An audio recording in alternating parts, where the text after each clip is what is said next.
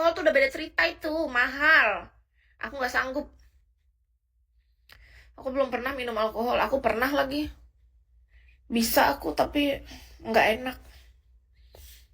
Lebih enak air putih, menurut aku. Lebih enak air putih. Itu kehidupan orang kaya itu, Kak.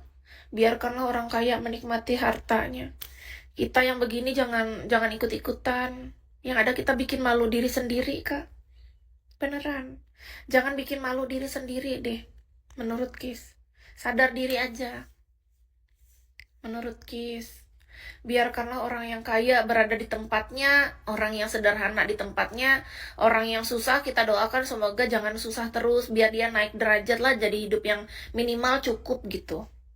Nggak harus kaya banget hidup, sederhana aja kita sudah bersyukur bisa makan, sehat, punya tempat tinggal, bisa sekolah, anak-anak udah, itu bagus loh Kak menurut Kis, punya keluarga yang harmonis, nggak usah aneh-aneh deh.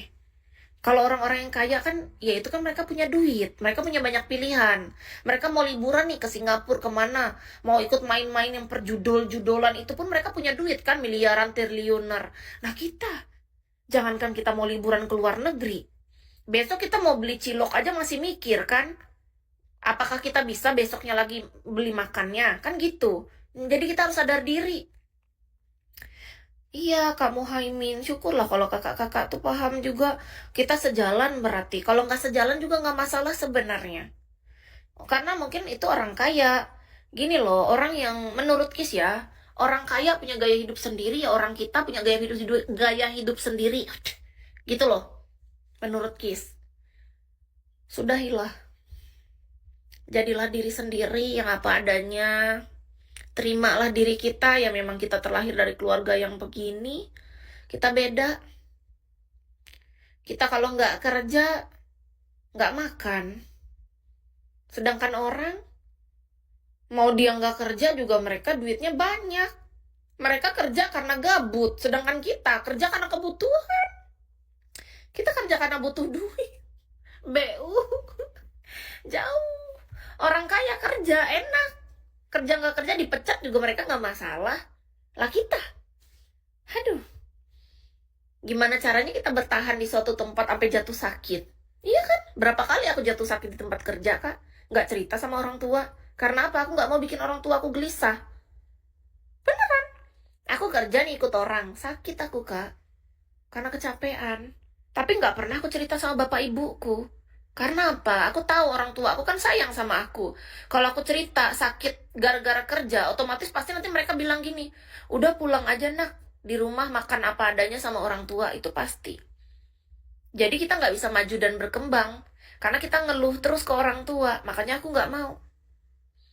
Kenapa aku ketika sakit, ketika dalam keadaan yang terpuruk, nggak enak dalam pekerjaan, kerja ikut bos kayak waktu itu, kenapa aku nggak mau menceritakan pada masa itu? Agar orang tuaku tidak khawatir dan mereka tidak nyuruh-nyuruh kita pulang. Kalau kita disuruh pulang, udah kita diam di situ pelanga, pelongo, pelanga, pelongo, pelanga, pelongo. Dapat pengalaman enggak? Pikiran terbuka enggak? Dapat rekan-rekan kenalan baru enggak? Kita nggak tahu tentang informasi baru, tentang dunia luar. Karena apa? Karena kita dari awal sudah cerita terus. Jadi menurut Kis, ada kalanya kita ceritakan itu menunda. Bukan berarti kita bohong. Aku menunda itu karena menurut aku, orang tua mana yang gak khawatir kalau anaknya jauh? Nggak ada. Semua orang tua pasti khawatir. Kita bilang baik aja mereka nggak percaya. Kita bilang dalam keadaan baik-baik aja tetap nggak percaya. Apalagi kita bilang nggak baik. Itu orang tua. Itulah sebabnya kenapa aku selalu menjaga perasaan kedua orang tuaku, adik-adikku, keluarga aku, teman terdekatku, bahkan teman aku ngubungin aku waktu itu, aku ingat banget. Aku punya teman dekat kan 2 orang cewek. Mereka ngubungin aku karena mereka khawatir aku jauh gitu dari kota ini, kerja di luar kota.